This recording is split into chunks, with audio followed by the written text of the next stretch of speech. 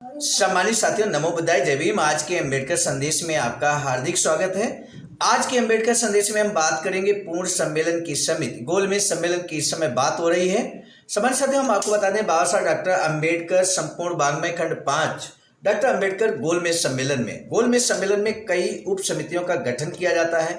प्रथम ही गोलमेज सम्मेलन में बाबा साहब अपने भाषण से लोगों को दलितों के संबंध में जो समस्याएं हैं भारत के अंदर, उन समस्याओं से अवगत करा देते हैं। ऐसे में अब यहाँ पर पूर्ण सम्मेलन की समिति जो बनती है, उसमें उप समिति संख्या नंबर 1 संघीय संरचना यानी कि संघीय संरचना पर विचार करने के लिए बनती है। इसके अंतरिम प्रतिवेदन पर बहुत सारे कमेंट्स आते हैं, टिप्पणियां होती हैं, और ये घटनाक्रम होता है 16 दिसंबर 1930 को। 16 दिसंबर 1930 को बाबा साहब की कुछ ऐसी टिप्पणी है जो आपके संज्ञान में लाना जरूरी है, समाज के संज्ञान में आना जरूरी है, और इस खंड 5 में इसका जिक्र किया गया है। तो आइए शुरू करते हैं आज का अम्बेडकर संदेश। पेज नंबर हम आपको बता दें, पेज नंबर 10 से 12 तक बाबा साहब डॉक्टर अम्बेडकर संपूर्ण वाङ्मय खंड 5 की हम बात कर रहे हैं। BBAIC सारनाथ वाराणसी के सौजन्य से आज का अम्बेडकर संदेश अब हम आपकी सेवा में प्रस्तुत कर रहे हैं। 16 दिसंबर 1930 को जो घटनाक्रम होता है, उसी को हूबहू हम आपके समक्ष रखेंगे। बाबा साहब डॉक्टर अम्बेडकर कहते हैं, मेरे मित्र श्री जोशी ने बैठक स्थगित होने से पहले जो मुद्दा रखा था, मैं उसे उठाना चाहता हूं। इस उप समिति के सभापति के रूप में लॉर्ड चांसलर ने कुछ सदस्यों को इन बातों पर अपने विचार पेश करने के लिए आमंत्रित किया था, और मुझ सहित कुछ सदस्यों ने उप समिति के सभापति को एक पत्र भेजा था, जिसमें यह इच्छा व्यक्त की गई थी कि इस पत्र को उप समिति के विचारार्थ रखा जाए। मुझे इस प्रतिवेदन में उस पत्र का कहीं कोई उल्लेख नहीं मिला है, और लॉर्ड शेंकी ने मुझे सूचित किया है कि पत्र को उप समिति के समक्ष प्रस्तुत नहीं किया गया, बल्कि महोदय उसे प्रधानमंत्री के रूप में आपके पास भेज दिया गया है। मेरे विचार से ऐसा करना उचित नहीं था। यह पत्र उप समिति के सभापति को उप समिति के प्रयोग के लिए भेजा गया था, और इसमें संघ के प्रश्न पर हमारे कुछ निश्चित विचारों को व्यक्त किया गया था। मुझे ये बात कहने के लिए बाध्य होना पड़ा है, क्योंकि मेरे विचार से यह प्रतिवेदन जिस प्रकार से तैयार किया गया है, वह पत्र में व्यक्त सिद्धांतों के एकदम विपरीत है। बाबा साहब आगे कहते हैं कि हमें बाद में किसी समय पर इस प्रश्न पर पूरी चर्चा करवानी होगी, और मैं जानना चाहता हूं कि लॉर्ड चांसलर ने इस संबंध में क्या कदम उठाया है। लॉर्ड शेंकी कहते हैं कि मैं डॉक्टर अम्बेडकर का आभारी हूं कि उन्होंने यह मुद्दा उठाया, क्योंकि मैं भी इस मुद्दे को उठाना चाहता था। इससे मुझे अपनी बात कहने का अवसर मिल गया है। मुझे ये बात आरंभ में ही कह देनी चाहिए थी। इस बारे में ये पूरी तस्वीर नहीं है, शीघ्र ही आपको पूरी वस्तुस्थिति से अवगत कराया जाएगा। डॉक्टर अम्बेडकर, मैं आपकी सहायता चाहूँगा। जहाँ तक पत्र का प्रश्न है, आपने यह पत्र मुझे भेजा था, मैंने उस पर पूरी सावधानी से विचार किया है। जब हम मद संख्या 6 को लेंगे, तब इस पर विचार करना उचित होगा। डॉक्टर अम्बेडकर कहते हैं, मैं केवल ये पूछना चाहता हूं कि क्या आप उस पत्र को समिति के समक्ष प्रस्तुत करेंगे। आप इस पत्र को समिति के समक्ष कब प्रस्तुत करेंगे, इसका निर्णय मैं आप पर छोड़ता हूं।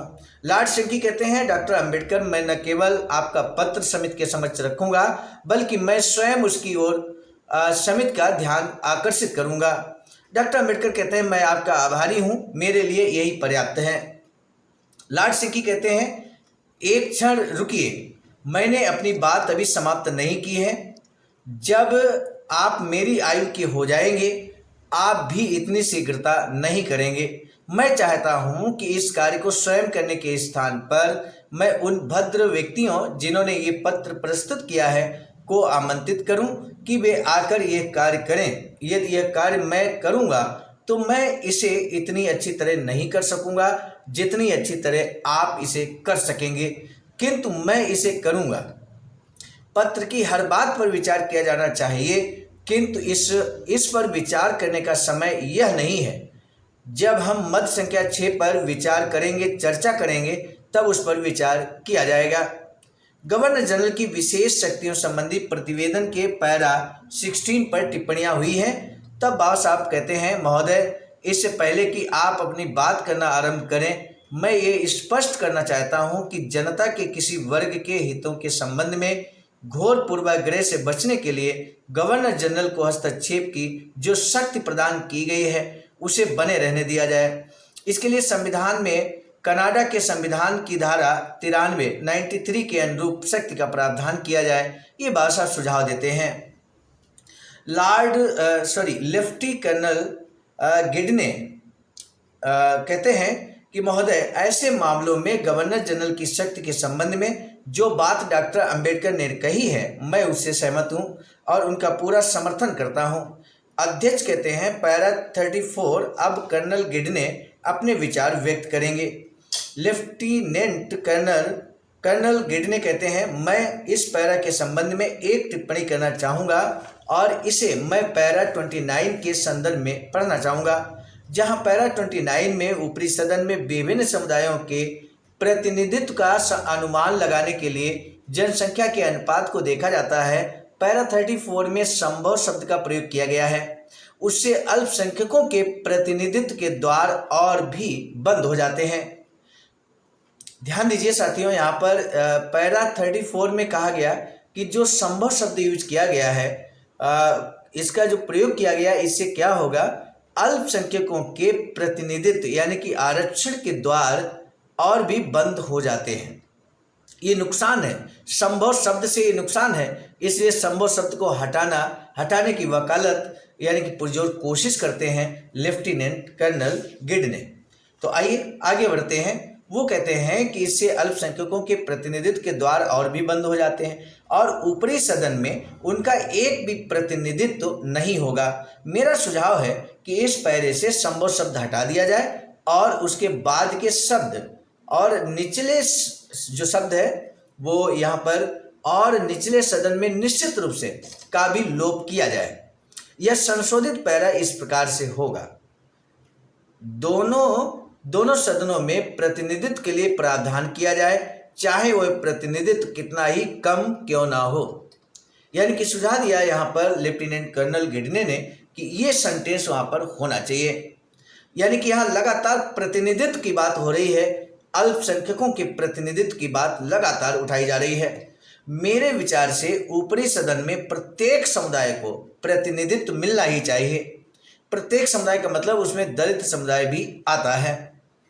तब बाबा साहब यहाँ पर कहते हैं कि मैं कर्नल गिडने की बात से सहमत हूँ। पैरा 34 संघीय विधान मंडल में विशेष हितों के और सम्राट के प्रतिनिधित्व के संबंध में है, जिसमें ये जिक्र यहाँ पर कर्नल गिडने ने किया था, जिस पर सहमति बाबा साहब ने जताई। सामान्य साथियों, ये जो चैप्टर नंबर 2 है पूर्ण सम्मेलन की समिति, वो चैप्टर यहीं पर समाप्त होता है और कल के अम्बेडकर संदेश में उप समिति संख्या 2 हम आपके समक्ष रखेंगे, जिसकी प्रथम बैठक यानी कि प्रांतीय संविधान के बारे में प्रथम बैठक होगी 4 दिसंबर 1930 को। ये जो संपूर्ण घटनाक्रम गोलमेज सम्मेलन का हो रहा है, सम्मानित साथियों, विभिन्न उप समितियां बनाई गई हैं, टॉपिक वेस्ट उप समितियां बनाई गई हैं। आज के अम्बेडकर संदेश हमने संघीय ढांचे की बात की, संघीय संरचना की बात की है। संघीय संरचना का उतना भाग हमने आपके समझ रखा है जिसमें बाबा साहब ने अपना कमेंट दिया है, बाबा साहब की प्रतिक्रिया व्यक्त की गई है।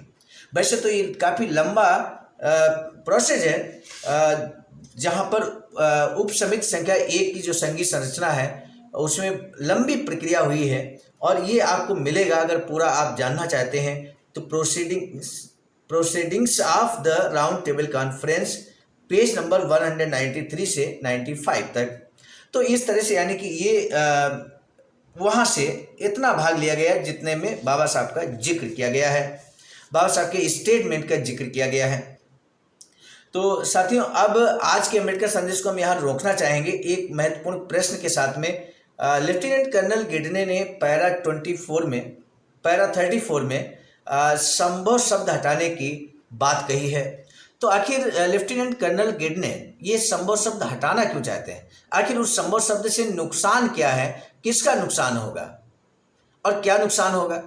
तो आपको कमेंट सेक्शन में इस प्रश्न का जवाब देना है, जिसका जिक्र अभी थोड़ी देर पहले हमने किया है। तो आज के अम्बेडकर संदेश को यहीं पर रोकने की दीजिए इजाजत। आज का सारगर्भित अम्बेडकर संदेश आपने अंत तक सुना, अंत तक बात किया। उन सभी साथियों के प्रति हमारा तहे दिल से साधुवाद जो पहली बार अम्बेडकर संदेश वाच कर रहे हैं। विशेष धन्यवाद उन साथियों के लिए जो लगातार अम्बेडकर संदेश को पिछले कई वर्षों से लगातार वाच कर रहे हैं। कई ऐसे साथी हैं जो लगातार 2-2 साल से, कई साथी ऐसे हैं जो लगातार 1 साल से, और कई ऐसे साथी हैं जो लगभग 2.5 साल हो गया लगातार अम्बेडकर संदेश को वाच कर रहे हैं। हम आपके सभी के प्रति बहुत धन्यवाद ज्ञापित करते हुए, साधुवाद ज्ञापित करते हुए कि आपका सपोर्ट लगातार हमें मिल रहा है, यही कारण है कि वो मनोबल बढ़ाने का कार्य करता है। आज का बस निवेदन यही है कि अम्बेडकर संदेश को आप शेयर जरूर कीजिएगा। इसी के साथ दीजिए इजाजत। आप सभी को सादर नमो बुद्धाय, जय भीम। सामान्य साथियों, हम एक महत्वपूर्ण बात बताना उचित समझते हैं। बाबा साहब की अधूरी इच्छा के अनुरूप एक वैचारिकी सेंटर निर्माणाधीन है सारनाथ वाराणसी में, जहां पर 14,000 स्क्वायर फीट जमीन परचेज कर ली गई है ring road green city Faridpur Sarnath में। वैचारिकी सेंटर के प्रशासनिक ब्लॉक का निर्माण कार्य कंप्लीट हो चुका है। शानदार बेहतरीन प्रशासनिक ब्लॉक का निर्माण पूर्ण हो चुका है। आगे अब मुख्य भवन को बनाने की बारी हम सबकी है, और इस हेतु आप दिए गए अकाउंट नंबर पर अपना अमूल्य योगदान कर सकते हैं। आज का अम्बेडकर संदेश हम लेकर उपस्थित हुए थे मिशन नायक बुद्ध मित्र मुसाफिर सर, राष्ट्रीय अध्यक्ष आवाज का नई दिल्ली की प्रेरणा में। प्रस्तुत करता कि मैं स्वयं सर्वजित आर्य, राष्ट्रीय मीडिया प्रभारी, IIT सेल आवाज का नई दिल्ली। मिलेंगे नए डॉक्टर अम्बेडकर संदेश में, तब तक दीजिए इजाजत। आप सभी को सादर नमो बुद्धाय, जय। सामान्य साथियों, यदि आप हमारे इस चैनल आवाज का ऑफिशियल, जिस पर नियमित सुबह 5 बजे डॉक्टर अम्बेडकर संदेश आपको मिलता है, आप हमारे इस चैनल को सपोर्ट करना चाहते हैं, तो हमारा आपसे निवेदन है कि आप हमारे इस चैनल को सब्सक्राइब कर लें, वीडियो को शेयर, लाइक, कमेंट जरूर करें।